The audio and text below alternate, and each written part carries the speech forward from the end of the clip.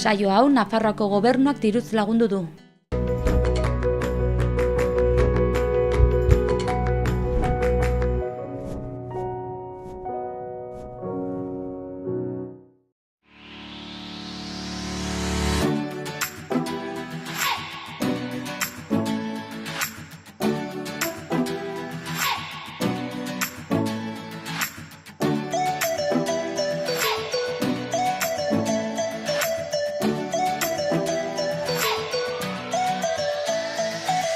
Arratsaldeon eta ongi etorri apirilaren 2ko programara edo magazinera. Badakizue izena zaldatu dugula, atzo horren berri eman genizuegun, baina edukien aldetik berdina izaten jarraitzen du.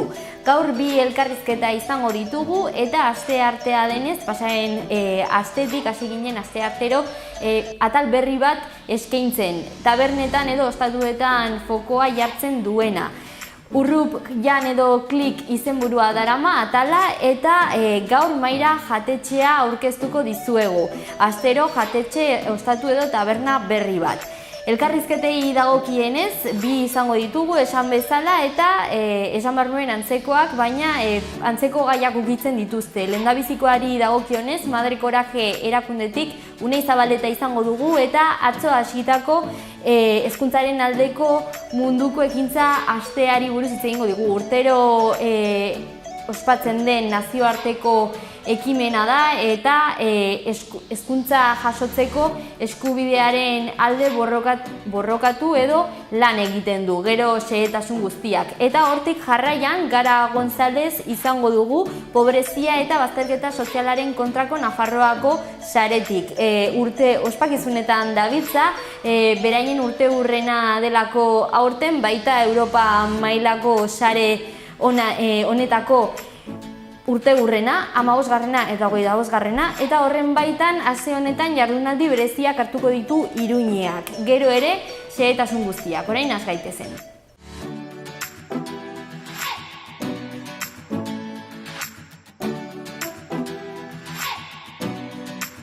Efemerideak, lehendabizikoa 1332an gertatu zen. Gaztelako tropek Araba okupatu zuten eta Gasteizen anexioa sinatu zuten. 6 mende geroago 1972an eta talde armatuko 6 kidek Galdakaoko elizan sartu ziren eta bertan manifestu bat irakurri zuten.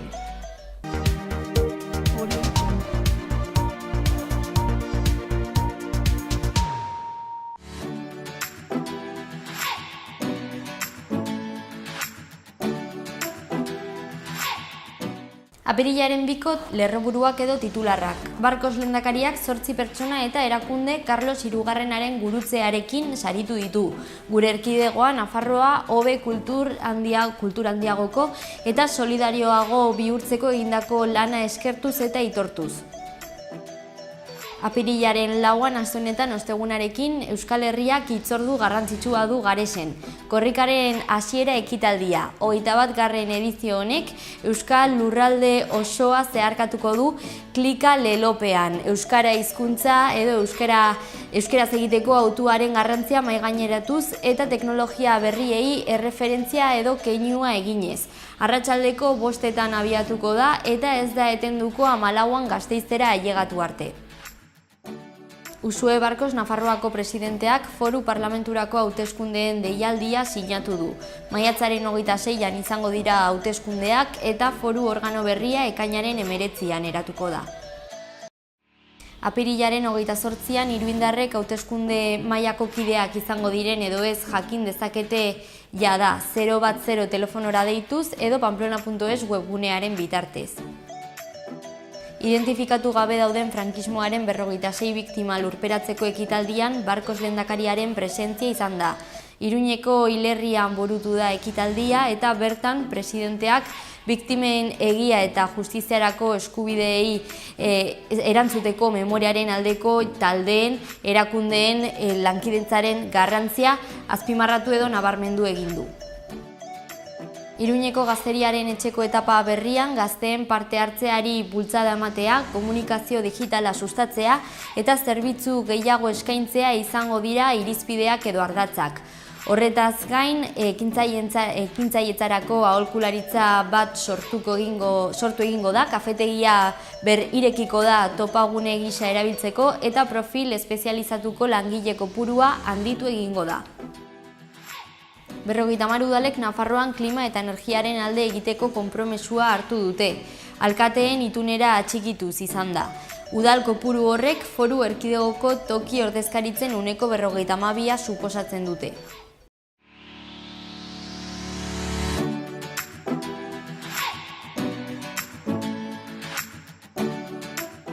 Begirada azkar bat gaurko egunkarietako azalei, lehendabizi Diario de Navarra. Lerroburu hau nabarmentzen da. 3 hilabetetan autoen salmentek 7% egin dute bera. Azaleko argazkiak aitatasun baimenari egiten dio erreferentzia. 2 irudi daude eta izenburu honek laguntzen ditu. Aitatasun berriaren 2 aurpegiak. Diario de Notiziasen txanda. Titular hau irakurri daiteke titular nagusi hau. Aldaketaren legislaturak Nafarroaren etorkizunerako oinarriak ipini dituela dio Barkosek. Azaleko argazkian Iruñeko hilerrian frankismoaren biktimen omenez egindako ekitaldia ikusi daiteke memoriaren egune izenburupean. Gara egunkariko lerroburu nagusian, bihar EH Bilduk Kongresuaren giltza hobekuntza sozialentzako erabiliko du. Azaleko argazkian Iruñeko hilerrian egindako omenaldia agertzen da. Izenburu hau irakurri daiteke. Arekatatik ateratako 56 biktima. Edabide euskaldunekin jarraituz edo horra pasatuz berria egunkarian hau agertzen da. Goian iskin batetan Iñaki Binaspre ikusi dezakegu eta bere hitzek osatzen dute izenburua. Oso sendo ikusten dut bertsolaritzaren etorkizuna Araban. Horren azpian, titular nagusian, Erdoganek bozak irabazi ditu, baina Turkiako udal handien kontrola galdu. Beherago azaleko argazkia ageri da, bertan Amalur Alvarez eta Josu Etxaburu gure eskuko bozeramaileak direnak ikusi daitezke eta beraien esaldi bat ipini edo paratu dute. Erreferendumak dira iparra, lurralde aniztasuna eta gai aniztasuna hartzen ditu horrek. Ondoan ezkerrean beste 3 eduki. Ekonomiari dagokionez autoen matrikulazioa 4,5% jaitsi da Hego Euskal Herrian urtea hasi denetik. Azpian guraso baimen guztiak 16 asteko bihurtu nahi ditu Jaurlaritzak udazken honetarako. Eta bukatzeko memoria historikoa trebatzeko elkarlana izenburua daraman edukia Euskal Herria atalean. Bukatzeko Euskal Herria Irratiko webgunean hau aurkitu daiteke. Langabeziak bera egin du martxoan, 156 lagun gutxiago daude lanik gabe. Ondoan, polizia indarkeriaren biktimak erabat baztertuta sentitzen direla jakinarazi du foro sozialak. Eta bukatzeko frankismoak eraildako 57 pertsonaren gorpuzkiak hobiratu dituzte Iruñeko hilerrian.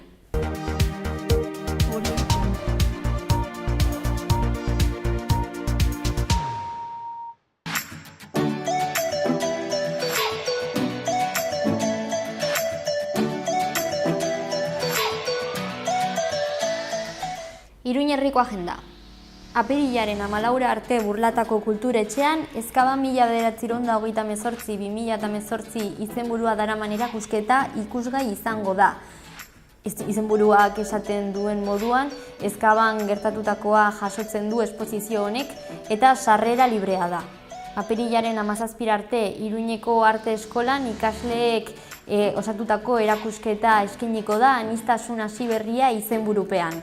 Bihar arratsaldeko 7etan Katakraken, hitzaldia Gara egunkariko zuzendaria den Iñaki Sotoren eskutik. Espolio Gara mirando al futuro izenburupean gazteleraz izango da eta Gara egunkariak jasaten edo pairatzen ari duen espolioari buruz hitz egingo du. Ordu bat geroago bihar arratsaldeko 8etan Burlatako kulturetxean pioneras bat, aitzindariak bat izenburua daraman dokumentalaren proiekzioa egingo da. Solasaldia sortuko da ondoren. Zeri buruzkoa den, Iruñeko peinetan parte hartutako lehendabiziko emakumezkoei buruz. Amaitzeko ostegunean apirilak 4 Garesetik 21. korrika irtengo da. Ez da bakarrik hasiera izango, baizik eta jaia bat izango da. Kontzertuak eta bar eskiniko dira, egitaragua luzea da, beraz AEK-ko webgunea kontsultatzera animatzen zaituztegu hemendik, eta gogoratu korrika 14 arte iraungo duela eta Gasteizen amaituko dela.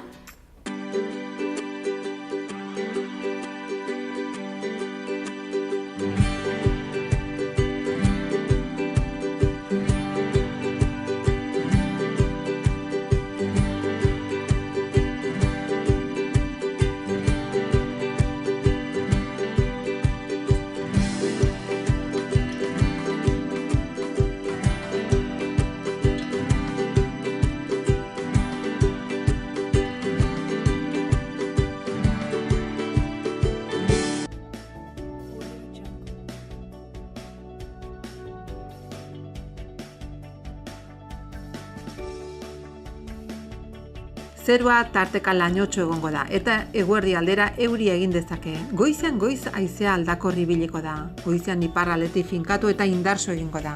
Temperatura maksima gutxi edo nahiko jaitsiko dira. Asteazkenean zerua oso lainotxo egongo da. Prezipitazio txiki ertaina egingo du. Elurkota 1000-1200 metro ingurura egongo da goizean goiz. Eguna aurrera eginela jaisten joango da eta gauean 600-800 metro inguruan egon liteke. Ipar mendebaldeko haizea ahul bizia ibiliko da. Temperatura minimak gutxi jaitsiko dira eta maximak nabarmen edo asko jaitsiko dira. Izoz txiki egingo du.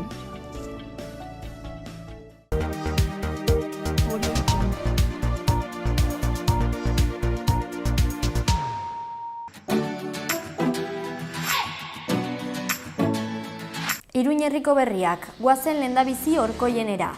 Lan deialdia argitaratu da Orkoienen sorosle profileko zerrenda bat osatzeko eta beharren arabera zerrenda hori erabili izateko.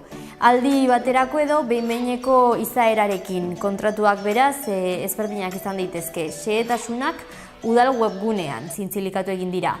Honen arira eta udal web horrian ere Mendikurreko igerilekuaren eta instalazioaren ordutegi aldaketaren berri eman da. Interesatuek beraz bertan kontsultatu dezakete udalaren webgunean. Gai gehiago Orkoienekin jarraituz. Ikasturte honetan euskara ikasten dutenek diru laguntzak eskatzeko eta jasotzeko aukera izango dute Orkoienen. Epea irekita dagoeneko irailaren 27 arte, denbora dago hortaz. Baldintzak eta bestelako informazio guztia udal web horrian ere ikusi daiteke.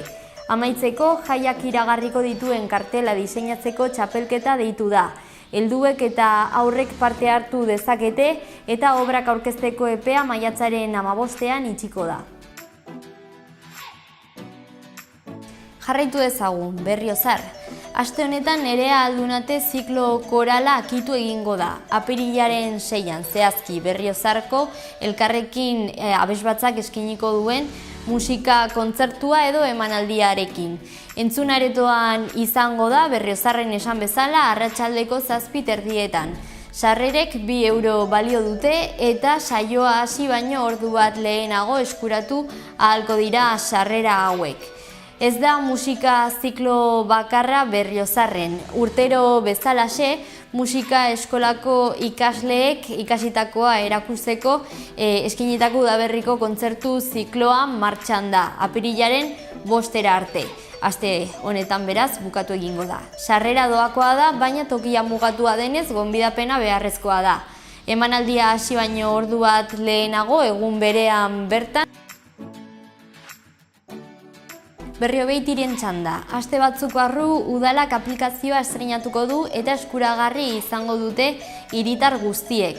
Martxorako iragarrita zegoen, baina atzeratu eginda apirilean gaude eta pixkatxo bat esan bezala aste batzuk barru erabilgarri izango da. Bukatzeko Berriogoitiko eta Artikako auzo baratzen esleipenaren behin betiko zerrenda argitaratu eginda. 14 espazio izango dira Artikan eta bat Berriogoitin bizilagunek baratzak. Egin dezagun aurrera, Burlatako berriak. 2019 urteari dagokion trakzio mekanikoko ibilgailuen gaineko zerga borondatez ordaintzeko aukera dagoeneko. Apirilaren 15 arte zehatz-mehatz. eta ordainketak La Caixa, Laboral Kutxa edota Rural Bankuaren sukurtsalaren batetan egin daitezke. Igorri egin dira eta hau bideratu gabekoak kontutan izan beharreko zerbait da. Xehetasunak udal web orrian. Burlatarekin amaitzeko 2002 eta 2006 urteen artean jaiotako gaztetxoek Irisarrilan Abentura Parkea bisitatzeko aukera izango dute. Maiatzaren 4an izango da txangoa, baina aldez aurretik izena eman behar da. Epea irekita dago jada apirilaren 10 arte. Informazio guztia udal webgunean. Bukatu dezagun Iruñera joz. Gaur apirilak 2 arratsaldeko 7etan Ingurumen Hezkuntzako Museoak Biela eta Lurra proiektua aurkeztuko du hitzaldi baten bitartez. Ekimen hau 2 emakumezko burutuko dute ekainean, hilabete batzuk barru beraz. Elikadura jasangarrian oinarritzen diren ekimenak bisitatu eta ikusarazteko helburu hoiekin txirrindulaz bidai bat egingo dute. Naturari hitz egiten jarraituko dugu beste berri batekin. Udaberri honetan Iruñeko udalak ekosistema basatien 10 lagin ipiniko baititu hiriko 8 auzo ezberdinetan. Iruñea lorea da deritzon programaren baitan egingo da edo burutuko da proiektu hau eta Iturrama, Santa Maria la Real, Arrotxapea, Ezkaba Urbina, Mendillorri, Txantrea, Ermitagaina, Mendebaldea eta Etxabakoitz auzoetan kokatu egingo dira aipatutako lagin hauek. Bestalde, haur eta gaztetxoendako liburuaren elkarteak lehiaketa edo txapelketa antolatu du 6 eta 14 adin tartekoentzat. Umeendako liburuaren nazioarteko egunaren karietara prestatu eginda, gaur apirilak 2 ospatzen dena. Honela, apirilaren 10 arte, Iruñeko irakurle guztiek, adintarte hauetakoek, pertsonai literario bat balira bezala selfie bat eginez gero, saria lortu dezakete. Txapelketaren edo lehiaketaren oinarriak eta baldintza guztiak oepli.org webgunean aurkitu daitezke.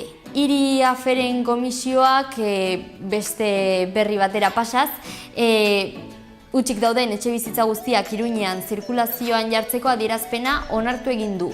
Dokumentuak zerbitzu sozialek kaleratutako eta beste lekuren batetan bizitzeko aukerarik ez duten pertsonetaz lehenbailen arduratu daitezen adierazten duen puntu bat ere hartzen du.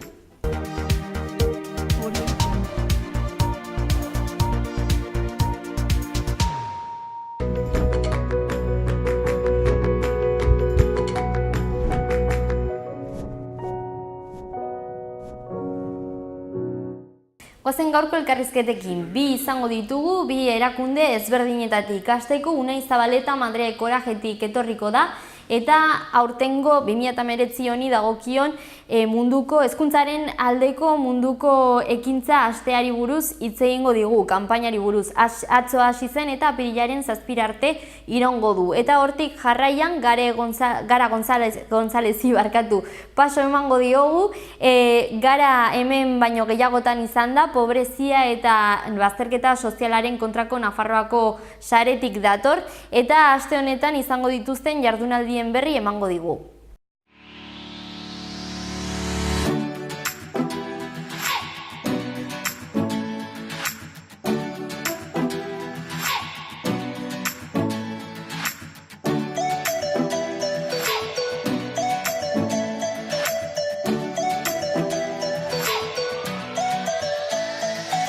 Atzo hezkuntzaren aldeko munduko ekintza astea hasi zen eta apirilaren 7 arte iraungo du.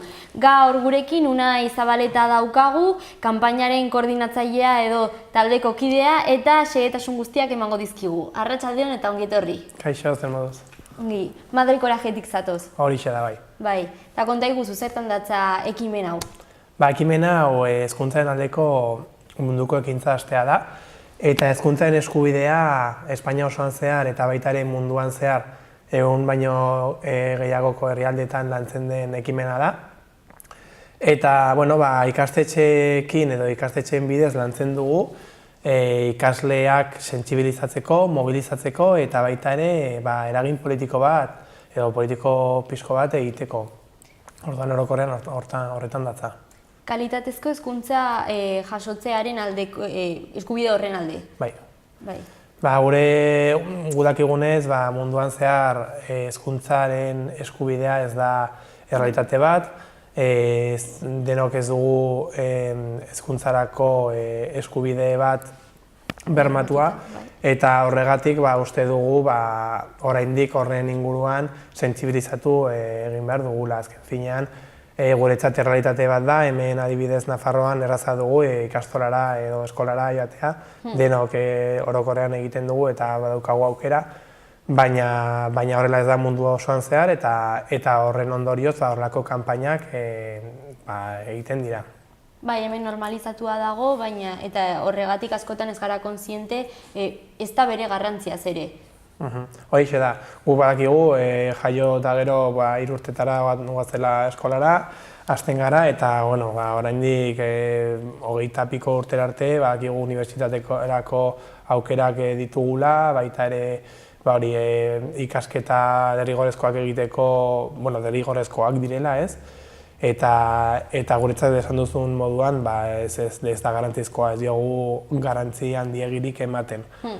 Horren ondorioz, guk sentsibilizatu behar dugu gure ikasleria eta jakin behar dugu horrela ez dela mundu osoan eta oraindik lortzeko helburu bat dela. Bai, hor elementu asko daudelako, kalitatezko hezkuntza batek eramaten du kalitatezko bizi batera, genero parekatu berdintasunean zerikusia dauka. Horixe da, bai. Azken finean, hezkuntzak egiten duena da pertsonei baliabideak ematea. Azken finean, hezkuntza tresna bat da gure bizitzaren zehar erabakiak hartzeko gai izateko, ez? Eta ez bakarrik erabakiak hartzeko, baizik eta erabaki horiek burutzeko. Azken finean, herrialde baten garapenerako oso garrantzitsua da. Eta esan duzu moduan baita ere, genero berdintasunerako nahitaezkoa. Badakigunez, nahiz eta hemen horrelakorik ez gertatu, beste herrialde askotan emakumeak baita ezin dute, debekatuta dute hezkuntzarako eskubidea. Eta dakigunez, alfabetatu gabe dauden emakumeak gizonezkoak baino bikoitza dira, ez? Gaur egun orduan munduan zehar. Orduan gure ustez ez da bakarrik hori hezkuntza gehiago jakiteko, baizik eta bizitza duin bat lortzeko tresna modukoa, ez? Baita ere bidezko gizarteak sortzeko, adibidez esan dugun bezala, genero berdintasunaren ikuspegiarekin. Bai, eta pentsamendu kritikoa garatzeko eta bai, horixe da. Bai, noski guk lantzen ditugun unitate didaktikoetan, baita ere, horrelakoak oso kontuan hartzen ditugu. Azken finean, gure oinarrietan badaude sentsibilizazioa, mobilizazioa eta eragin politikoa, eta zuk esan duzunez, adibidez mobilizatzeko eta gure eskubideak eskatzeko zentzu kritikoa edo kontzientzia kritikoa edukitzea nahitaezkoa da ere. Bai, nazioarteko ekimena da urtero ospatzen dena. Bai, horixe. Bai, hemen Nafarroan ikastetxe, nork hartzen du parte? Guk egiten duguna da, hiru gobernuz kanpoko erakunde eramaten dugu, Madre Coraje, Fundación Fabre eta FISC hemen Nafarroan. Nafarroko gobernuak dirustatzen du proiektu hau, eta gaur egun lan egiten dugu 45 ikastetxeekin. 45 ikastetxe horiek ez da gure erabakiaren ondorioa, baizik eta gure beraiekin kontaktatzeko saiakeraren ondorio eta beraien gaia lantzeko grinaren ondorio. Orduan, guk egiten duguna da gure proiektua ahalik eta ikastetxe gehienetara ireki, eta ikastetxe horiek egiten dutena da beraien barruan sartu, eta horrela lantzen dugu. Kalkulatzen dugu gutxi gora bera, hemen Nafarroan 7.000 ikasle baino gehiagorekin, neskamutilekin egiten dugula lan, eta gutxi gora bera ideia bat egiteko, hori dira gaur egun 45 ikastetxe hemen Nafarroan. Eta nola lantzen da hau? Bai, guk esan dizudan moduan, ari dut garrantzi handia ematen gure 3 oinarrietara, lehenengoa sentsibilizazioa, eta formakuntza. Guk egiten duguna da, ikasgelan sartu ordez, egiten duguna da irakasleria formatu. Orduan egiten ditugu formakuntza batzuk eta Irakasleak. irakasleentzako. Osea, guk lan taldekoek teknikariak egiten duguna da formakuntza batzuk, baita ere aholkularitza moduan egiten dugu lan, zalantzari badute edo, eta baita ere ematen dizkiegu unitate didaktiko batzuk. Unitate didaktikoak hauek litzateke, hemen ekarri dut kopia bat, ez daukat euskarako kopiarik, bukatu zaizkigu, baina baditugu ere. Baita ere interneten aurkitzen aldira, gure web orrialdean, doakoak dira eta libre daude denontzat. Eta orduan egiten duguna da honekin horrela laburki tresna bat, baliabide bat irakaslei eman, bere erabileran formatu, eta gero irakasleek egiten dute bere partea dela unitate didaktiko hauek eta balore hauek eta jakintza hauek ikasleetan edo ikasleekin landu. Paper birziklatua erabili izana ez da kasualidadea, ez? Ez da, ez. Aurtengo gaia badugu iraunkortasuna, bai ingurumenarena, bai soziala. Uste dugu bi iraunkortasun motak edo eskutik doazela, oso estu lotuta daude. Eta nahiz eta ingurumenarekin edo iraunkortasunarekin zerikusia duten irudiak edo oso berdeak izan eta horrelako zirudiak gure burura etorri, iraunkortasuna gure esku dagoenez, iraunkortasun soziala ere garrantzizkoa da, bai soziala, ekonomikoa eta pertsonekin zerikusia duena. Hori da aurtengo gaia, beti lantzen dugun gai orokorra edo gai nagusia, bada hezkuntzaren eskubidea, esan dudanez, baina gero indarra ez galtzeko kanpaina urtero berriztu egiten da. Eta orduan, aurtengoa erabaki dugu iraunkortasuna izatea, bere arazo edo gai nagusiarekin klima aldaketa izanik, aurten, klima aldaketa oso nabaria egiten ari da, ez? Adibidez, hemen otsailean egon gara, udaberri aurreratu batekin, otsailean zeuden loreak loretzen, eta hori da gure gaia, ez, aurtengoa. Hala ere esan duzu, 3 oinarri daudela lehendabizikoa sentsibilizazioa esan duzu? Bai, eta hurrengoak dira mobilizazioa eta eragin politikoa. Orduan guk behin esan dudan unitate didaktikoak banatu ditugunean eta gero irakasleria formatu dugunean, orduan guk egiten duguna da mobilizazio ekitaldi batzuk prestatu. Orduan unitate didaktikoetan bertan azaltzen da zertan datza mobilizazioa, dena superongi azaldua dago, hau da, guk irakasleria ez dugu lanpetzen, baizik eta baliabide bat, tresna bat ematen diegu. Eta orduan ekitaldi horiek egiten dira hezkuntzaren aldeko munduko ekintza astean. Aprileko lehenengo astea da, eta izan. Hori hemen Nafarroan, baina ez da mundu osoan data berberetan, ez? Hori da. Espainia mailan erabaki dugu aste hau izatea.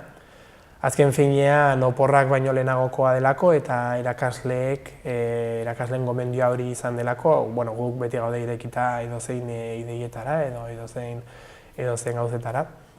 Baina gero bakoitzak, herrialde bakoitzak lantzen du bere proposena den astean, hori da bai.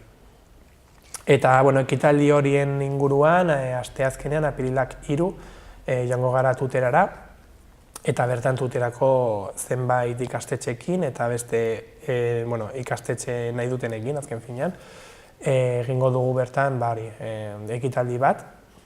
Mobilizazio bat da ibilbide batekin eta gero ikastetxe bakoitzak prestatzen du erakustaldi edo erakusketa bat beti unitate didaktikoetan oinarrituta eta beti gaiarekin zerikusia duena. Eta gero larun batean, lauean, ostegunean, bertan egingo dugu Iruñeko ekitaldia eta egingo dugu ibilbide bat ingurumen hezkuntza museotik Caballo Blanco begiratzailera, begiratokira arte. Orduan, pasatuko gara baita ere hezkuntza departamentutik eta hori izango da pixko bat mobilizazioa. Azken finean guk nahi duguna da, esan dugunez, kontzientzia kritiko bat sortu eta ikasle txiki-txikiak beraien eskubideak eskatzeko gai izatea eta horretan ikastea hori txikitatik. Orduan hori izango litzateke bigarren zutabea, Hori da. eta falta dena da. Eta azkeneko oinarria eragin politikoa, guk egiten duguna da, bueno, gure inguruko politikariei, batez ere gaiarekin zerikusia duten politika arloko politikariei, ordezkariei, pixko bat hori kanpaina aurkeztu eta baita ere zenbait eskaera egin. Orduan, adibide moduan egon ginen parlamentuan, lantalde osoa, baita ere eraman genituen pare bat irakasle, beraien esperientzia aurkezteko, eta hezkuntza arloko parlamentuko ordezkariekin egon ginen bertan aurkezten eta haiekin hitz egiten. Orduan, azken finean guk uste dugu hori baduela inpaktu gutxienez txiki bat beraien erabakietan, erabaki politikoetan. Eta hori litzateke adibide bakar bat baita ere egiten duguna da, adibidez ekitaldietara baita ere politikariak gonbidatu. Eta etorriko dira ostegunean ingurumen arloko zuzendari orokorra, nagusia, baita ere hezkuntzaren departamentuko zuzendaria, eta baita ere Iruñeko udaleko hezkuntzako zinegotzi ordezkaria. Orduan, baditugu zenbait politikari, beraiek hitz egingo dute ekitaldian ere, eta ikasle guztien eskaerak entzungo dituzte ere. Orduan hori litzateke hirugarren oinarria edo eragin politikoa. Azkenean, dagoeneko hartutako konpromesu batzuen betetzea eskatzen da. Horixe da. Bai, ez da guk ez ditugu konpromiso horiek inondik hartzen, azken finean hartutako konpromisoak dira, nazioarteko herrialde guztiek hartutako konpromisoak. Agenda 2030 horretan 17 garapen iraunkorrerako helburu daude, eta laugarrena kalitatezko hezkuntza da, pertsona guztientzat eta leku guztientzat. Orduan, azken finean guk esaten ari duguna da, zuen zeregina betetzea.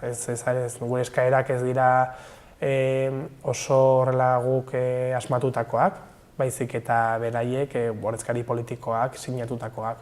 Orduan, horien betetzea eskatzen dugu. Hau aste batetan zehar emango den ekimena da, baina ez da bat-bateko lana, baizik eta atzetik asko dago. Hori da. Hemen Nafarroan 2007 urtetik okerrez banago hasi zen lanean, alboan deituriko beste gobernuz kanpoko erakunde baten eskuz, ikastetxe oso gutxirekin, uste dut 8 zirela, ez nago orain ziur. Eta hortik ja hasi gara lanean, gutxi gora bera, beti igotzen, handitzen. Eta baita ere finantziazioa handitzen, azken finean Nafarroako gobernuak egiten duen apostua honekin nahiko handia da, oso polita, eskertzekoa. Eta esaten duzunez, ez da bat batean sortutako kanpaina bat, baizik eta urtez urte landu den kanpaina bat. Eta espero dugu datorren urtean ere lantzeko aukera izatea. Urtero eta urtean zehar?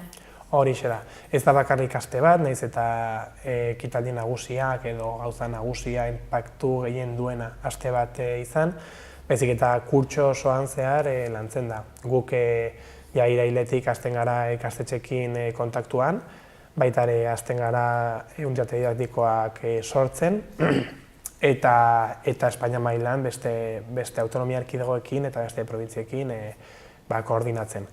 Eta horren ondorioz badute irakasleak kurtsoan zehar aukera tresnak eskatzeko, unitate didaktikoak lantzeko, eta zalantzai badute hori guri esateko, proposamenak egiteko, eta orokorrean kurtsoan zehar guztia lantzeko. Baditugu ere astea eta gero kanpaina sartu diren ikastetxeak, orduan naiz eta ekitaldietan parte hartu ezin, beti egin dutena da, unitate didaktikoak ikastetxean landu. Orduan kurtso osoko lana da, urterokoa, eta gero kontzentratzen da edo ekitaldi nagusiak egiten dira apirileko aste batean, aurten lehenengo astean, eta bueno, hori egiten da lan kurtso osoan zehar.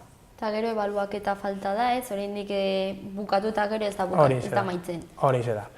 Urre datorren astean nik ez nahi hori lanik gabe gelditzen, guk egiten duguna da hori ebaluazio bat.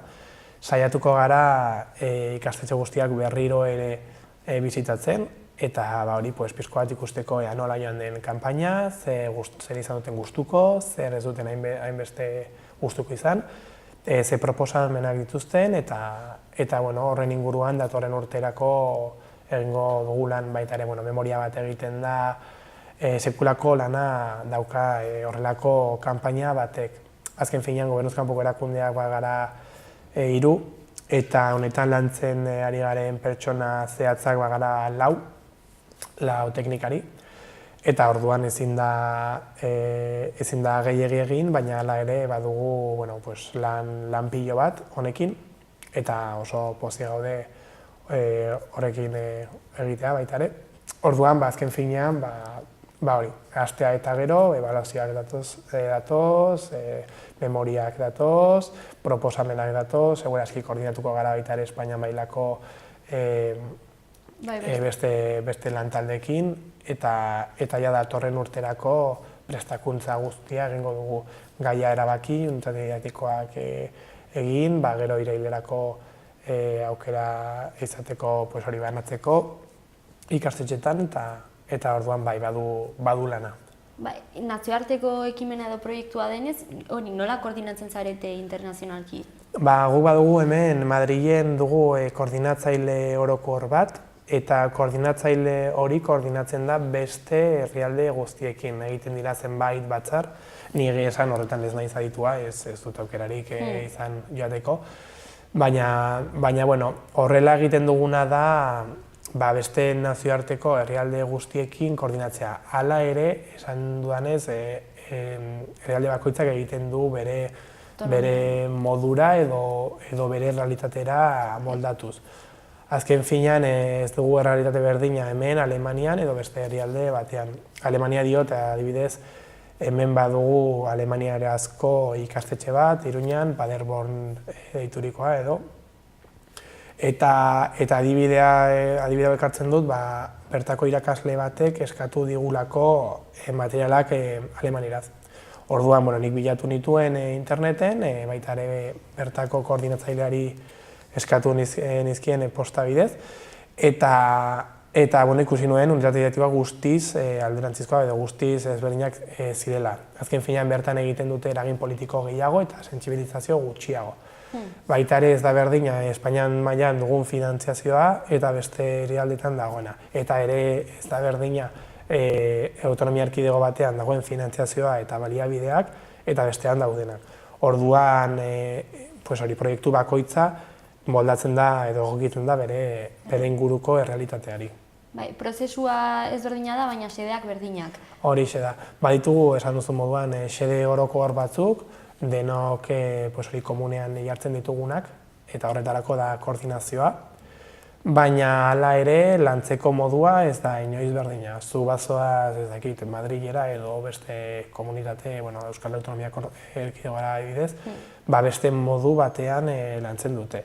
Euskal Autonomia Erkidego adibidez, beraiekin badugu lantalde horrekin badugu harreman estuagoa, euskaraz lan egiten dugulako beraiekin, eta horregatik agian gure kanpaina eta berea pizko bat antzekoagoak horixe dira, baina hala ere egiten dugu lan bakoitzak bere finantziazioarekin eta bere moduan. Finantziatzaileak baita ere bere eskaerak ditu beti, adibidez Nafarroako gobernuak baditu eskaera batzuk, beste lekuan agian finantziazio pribatu bat edo badago baditu beste eskaera batzuk, orduan beti moldatzen ari gara.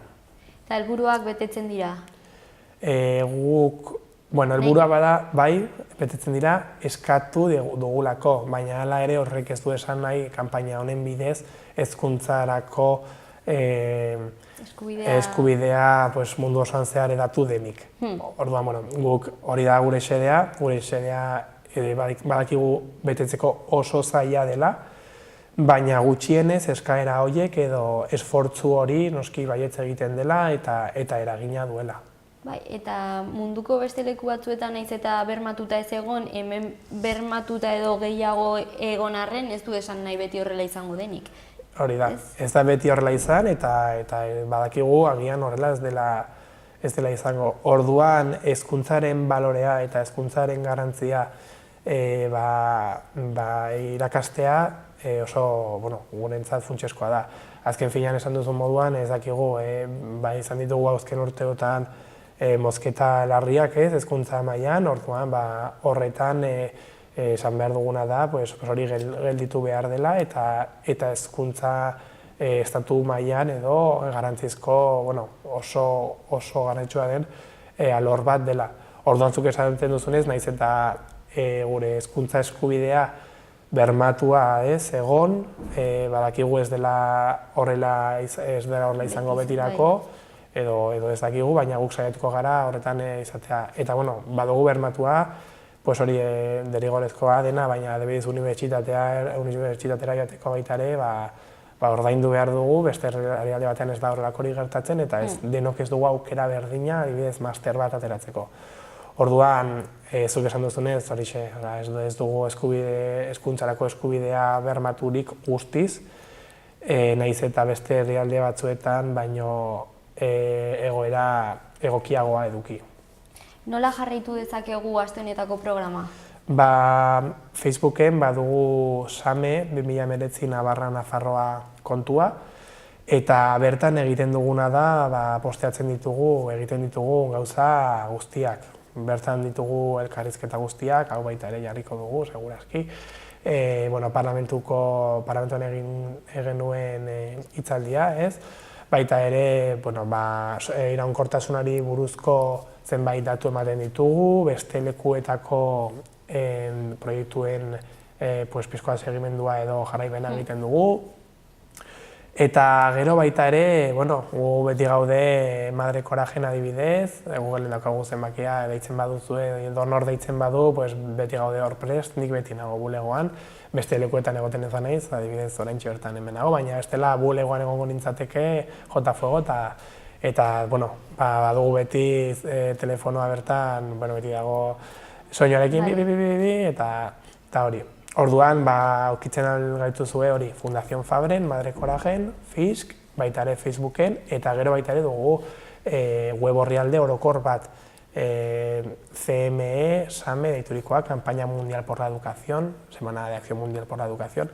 Googleen jartzen baduzu hezkuntzaren aldeko munduko ekintzastea ateratzen da.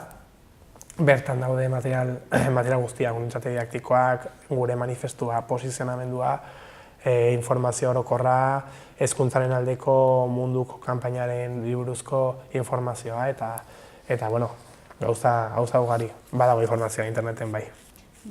Oso ongi unai, garrantzitsua egiten duzuen lana eta bai jarraituko dugu. Bale, mila esker hona etortzeko aukeragatik, proiektua jendeari aurkezteko, azken finean gu beti gaude esan dudanez bulegoan eta ikastetxeekin, baina polita da ere jendeari proiektua aurkeztea.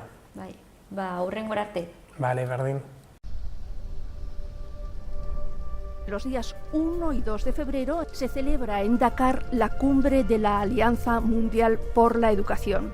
La financiación, dice, de la educación no debe estar considerada como una carga social, sino como la mejor inversión de futuro. La Campaña Mundial por la Educación es una coalición de sindicatos escolares, centros educativos, ONGs y movimientos sociales, que tiene un carácter internacional. Año tras año nos juntamos en diferentes partes del mundo por luchar por el derecho a la educación, una educación equitativa, inclusiva y de calidad. El derecho a la educación es una demanda de la propia persona para tener acceso a los recursos intelectuales, culturales, de valores, que le permita ser no solamente una persona más culta, sino también una persona que pueda aportar más a la sociedad y al entorno que le toca vivir, ¿no? Todos los chicos y chicas del mundo tenemos derecho a la educación. La educación nos forma como personas. Con la educación transformamos la sociedad. Pues el derecho a la educación es el garante de la igualdad de oportunidades. Es un derecho fundamental para el desarrollo de las personas y es esencial para equilibrar las desigualdades existentes en la sociedad actual. Porque todos tienen derecho a aprender y a escribir. Queremos que ningún niño se quede sin ir a la escuela. Pues que todos los niños tienen derecho a ir a un colegio para estar con amigos y jugar. Es algo que todos deberíamos poder disfrutar de ello desde que somos bien niños, porque ahí es cuando se forja verdaderamente la educación y es algo obligatorio y sobre todo necesario. Y hay veces que no sucede, entonces en todos está el tratar de revertir eso y el tratar que todos tengamos ese derecho a la educación. 3, 2, 1, entramos. La campaña mundial por la educación fomenta la SAME, la Semana de Acción Mundial por la Educación. La trabajamos a través de la sensibilización y la formación, la movilización social y la incidencia política, 3 pilares fundamentales para garantizar una educación de calidad. Una educación de calidad, desde mi punto de vista, ante todo tiene que ser cercana, muy cercana al alumnado y con los mejores profesionales. Creo que es necesaria para crear personas formadas con capacidad para pensar por sí mismas y con capacidad crítica. Yo como docente intento que los niños aprendan a comprometerse con su realidad y que el día de mañana, cuando salgan del colegio, sean hombres y mujeres constructores de una sociedad más justa.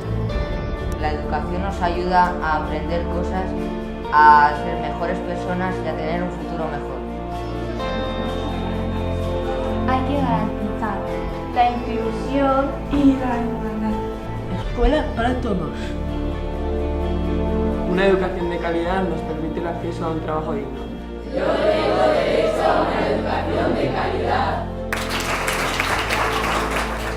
Hezkuntza da beharrezkoa dugun garapen jasangarria lortzeko abiapuntua. Hezkuntzaren bitartez, gatazka armatuen aurrean babesa ematen digu eta genero ezberdintasunak gainditzeko oinarria da. Beraz nik kalitatezko hezkuntza eskubidean sinesten dut. Yo creo en el derecho a una educación de calidad. Yo creo en una educación de calidad. Nik kalitatezko hezkuntza batean sinesten dut. I believe in the right for quality education. Ich glaube, die Kindheit soll eine richtige Bildung haben. Yo también, como el resto de mis compañeros, apuesto por una educación inclusiva y una educación de calidad. Yo creo que vamos en la dirección adecuada, pero que aún nos queda mucho por recorrer. Y a mí me parece que eso no es cosa de profesores y centros educativos, sino que cada persona tiene que poner su granito de arena y a partir de ahí, de ir todos remando en la misma dirección, yo creo que los objetivos se tienen que cumplir. Los Objetivos de Desarrollo Sostenible nos dan la oportunidad para de aquí a 2030 hacer de esta educación de calidad una realidad para todas las personas en todas las partes del mundo y a lo largo de todas las etapas de su vida. El derecho a una educación de calidad efectivo, un ODS 4 como llave para lograr el resto de ODS, para acabar con la pobreza en todas sus formas, para tener ciudades seguras y sostenibles, para acabar con las desigualdades, con los conflictos armados, para lograr la cobertura sanitaria universal. Desde la SAME creemos en el derecho a la educación como la clave del desarrollo sostenible.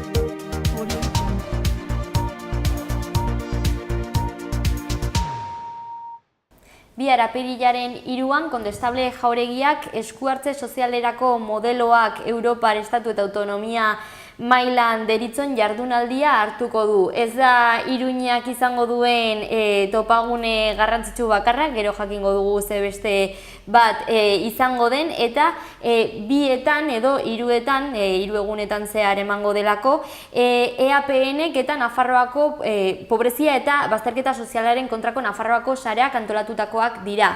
Gaur Gara González dugu bertatik denari buruz hitz egiteko. Arratsaldeon eta ongi etorri. Arratsaldeon bai, eskerrik asko inbitatzeagatik. Bai, zer modu zaude? Ondo, bai, hemen gaude, lan ta lan.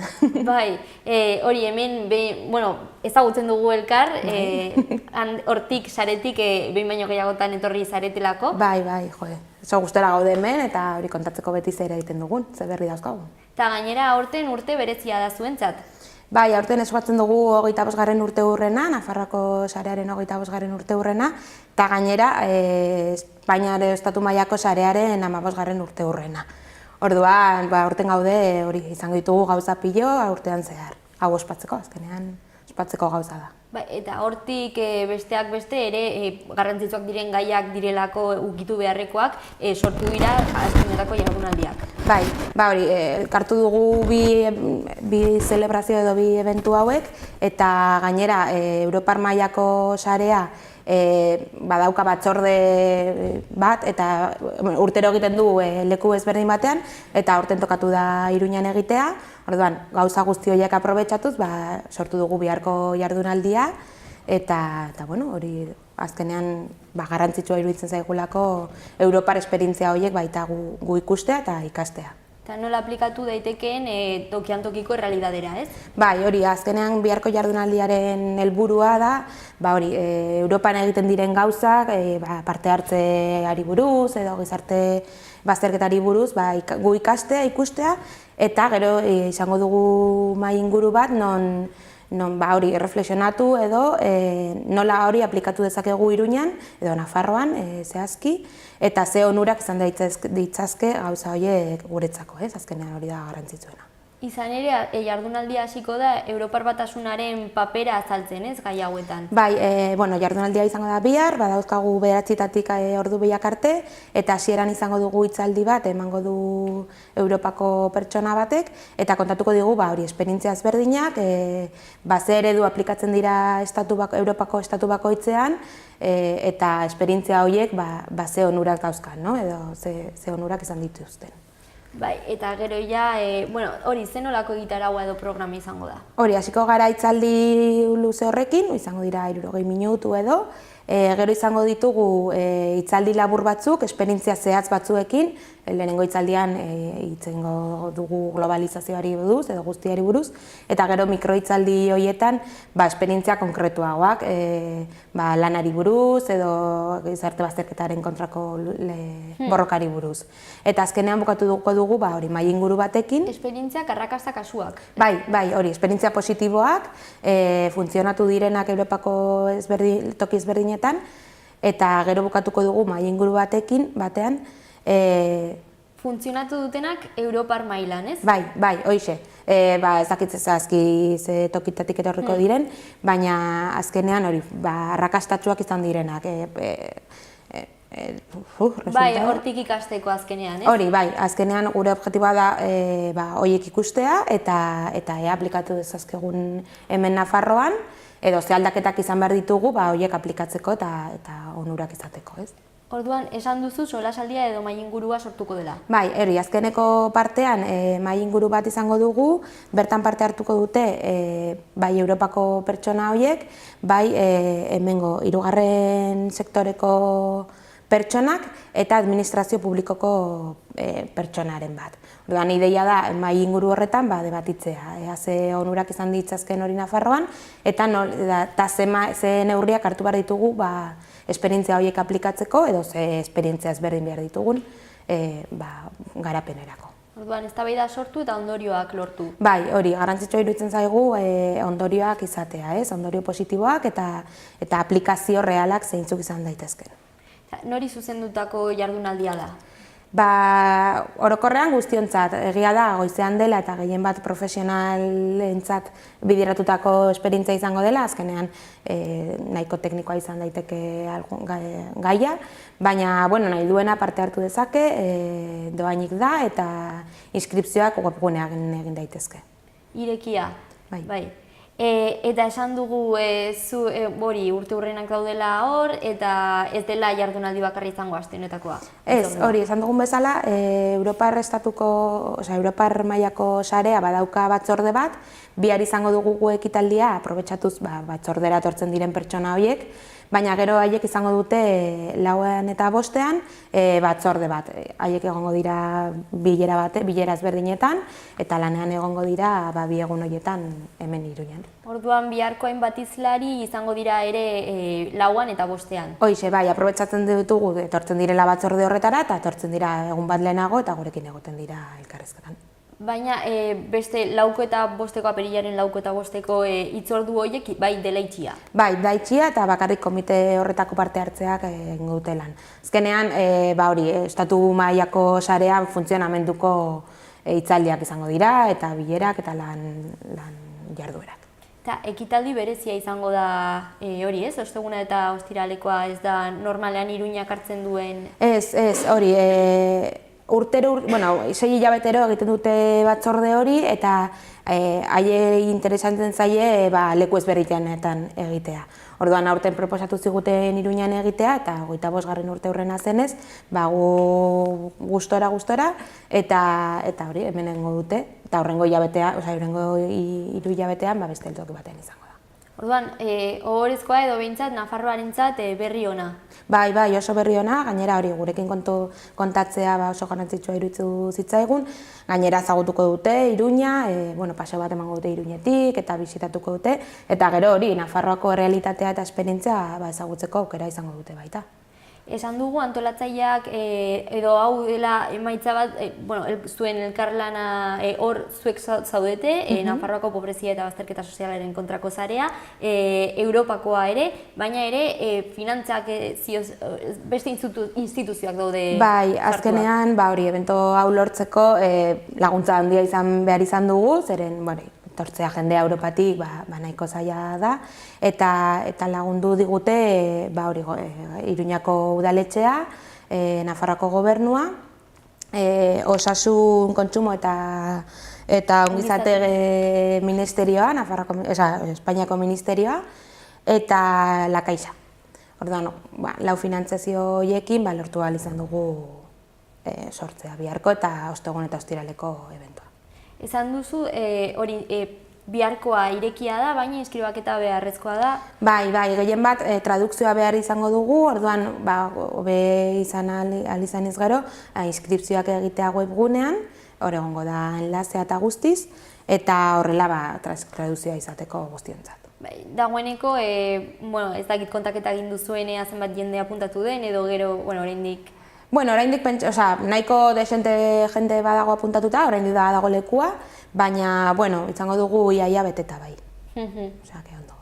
Ongi. Eta pobrezia, Nafarroa mailan nola ikusten duzu zuen egunerokotasunean, zenolako egoera daukagu? Hori, behin eta berriz esaten dugun bezala, egoera ez da hobera joaten, gainera aurten elekzioekin eta inbeste aldaketekin badaukagu realitate pixka bat gelditua, zeren ezin da ezer egin ez badaukagu gobernua, eta horretan gaude lanean. Gu jarraitzen dugu lanea, jarraitzen dugu pertsonekin, eta espero dugu, behin elekzioak izan da, gobernu berriarekin, erreto berriak dauzkagu aurrera eramateko. Sarea osatzen dutenek direlako gobernuz kanpoko erakundeak? Bai, erakunde ezberdinak sortzen dugu sarea, eta helburuetako bat bada hori ez, gizarte guztiaren onurako legeak edo jarduerak edo dena inpulsatzea ez. Orduan, aurten badaukagu reto garrantzitsua hauteskundeekin, eta gero sortuko den guztiarekin ez, gobernu berriarekin, eta horretan egon gara. Nolakoa da zuen egunerokotasuna? Hori, orain bagaude prestatzen jornada hauek, baina gero izango dugu hauteskundeen inguruko debate bat sortuko dugu, eta horretan egongo gara analisiak egiten, ze neurriak proposatzen dituzte partidak eta guzti hori, eta gero urrian izango dugu berriro gure hilabetea eta izango ditugu jarduera ezberdinak, eta azkenean gure lana da hori, ez? Mundura zabaltzea zein da gaurko errealitatea, ez? Bai, mundu justuago baten alde, ez? Hoize, bai, mundu justuago. Bai, eta urte hurren horiek ospatzeko gauza gehiago egin dituzue edo egingo dituzue? Bai, oraindik ez dakigu ze azkiz ere egingo dugun, baina gure ideia da jaialdi bat edo zeo zer egitea ospatzeko urte hurrena, baina hori, lanean gaude. Erabaki behar dugu eta zer egin, eta baina esango dizuegu sortzen dugun guztia. Bai, dagoeneko, aste honi dagokionez, asko daukazue. Bai, lan daukagu, oseak gutxinaka. Orduan, esan bezala, inskribatu beharko ginateke zuen webgunean. Bai, hoize, hor dago formulario eta guztiz. Mila esker gara. Zuei. Ez dakit nabarmendu behar den zerbait gehiago edo... Hori esatea guretzat oso garrantzitsua dela komite hau etortzea Nafarroara, eta biharko jardunaldian espero dugula ondorio zehatza batzuk ateratzea eta esperientzia positiboa izatea. Mila esker eta hurrengora arte. Berdin, zuei.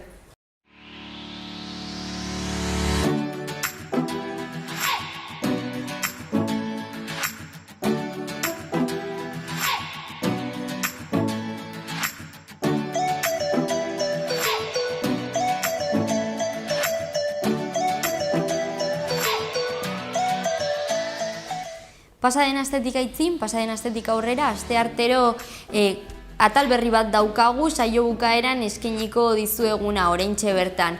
Urrup jan edo klik izenburua du eta bertan atal edo saio bakoitzean ostatu bati buruz hitz egingo dizuegu, Iruñeko edo Iruñerriko ostatu taberna bati buruz. Gaur Maira jatetxea, horrekin utziko zaituztegu eta bihar jarrituko dugu beste saio berri batekin. Eskerrik asko Salva Telebista aukeratu izanagatik.